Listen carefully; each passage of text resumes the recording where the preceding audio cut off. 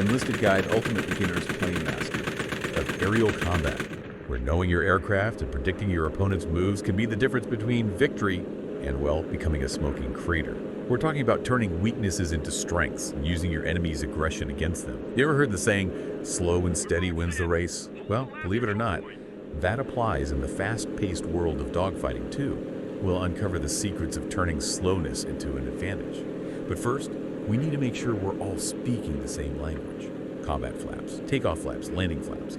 We've all heard the terms, but do you really understand how they affect your aircraft's performance in a dogfight?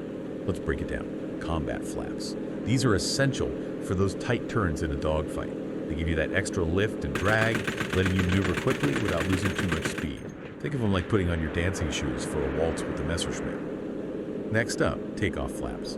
Pretty self-explanatory, right? They're designed to get you off the ground, but here's the kicker. Yeah, in certain situations, they can actually provide an even tighter turning radius than combat flaps. Who knew? And last but not least, landing flaps. These are like hitting the air brakes, creating a ton of drag to slow you down for a smooth landing. But have you ever considered using them strategically in a dogfight? I mean, imagine using them to force your opponent to overshoot. Risky. Yeah, but sometimes you gotta shake things up. Of course, it's not all about flaps. Your tail controls, rudders, and air brakes, they all play a vital role in the aerial ballet of a dogfight. Using these tools effectively can be the difference between outmaneuvering your opponent and becoming, well, target practice.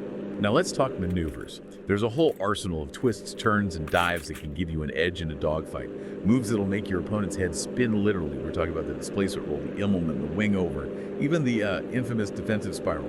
Move so cheeky, it just might make your grandpa blush.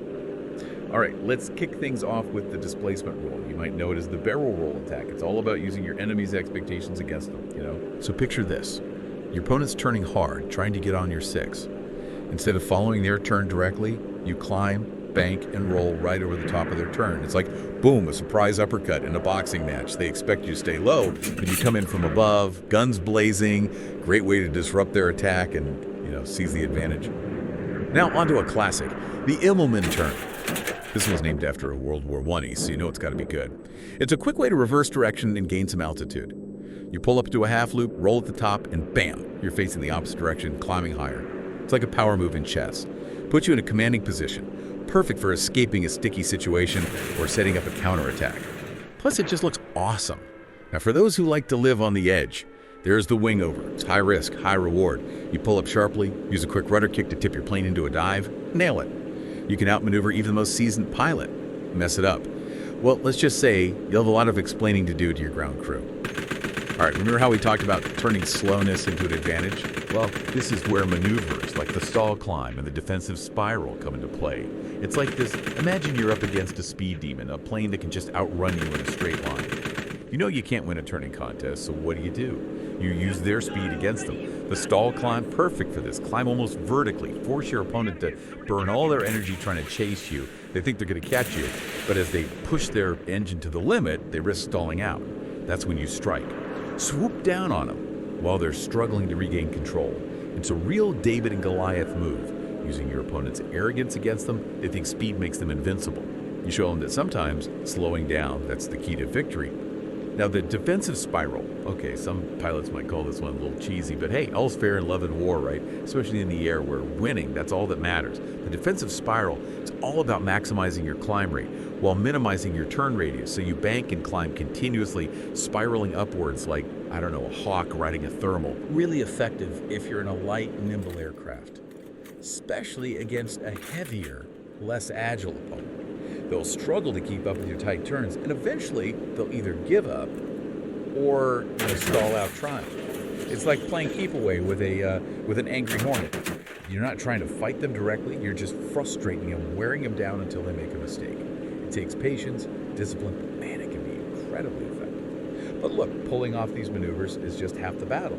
You gotta know your plane, you gotta know your enemy inside and out. Each aircraft, it's got its own personality, its strengths, its weaknesses. You gotta understand what your bird can do, and more importantly, what it can't. Let's take the P-38 Lightning, for example.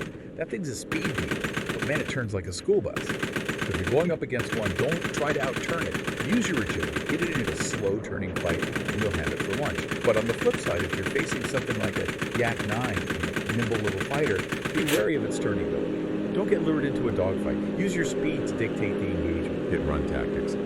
That's your friend here. And let's not forget the Hurricane. It might not be the fastest or the most glamorous plane, but it packs a punch with its 8 grounding machine guns.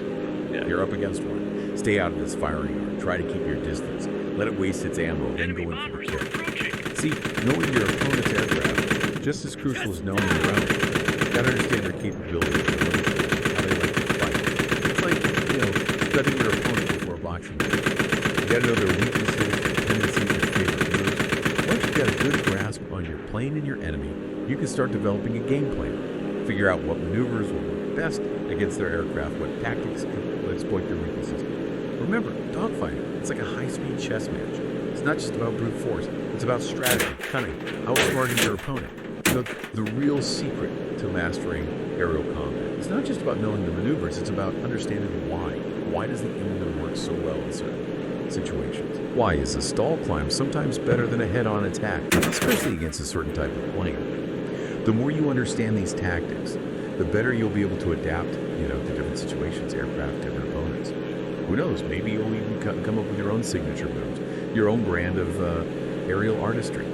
Leave your enemies scratching their heads in defeat.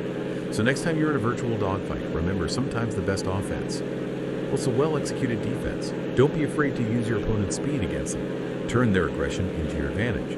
Remember, the sky's your chessboard, and you're the grandmaster. Until next time, keep those wings level and those minds sharp. Yo, we hit the battlefield, allies on the rise. Rolling with the squad, taking backwards.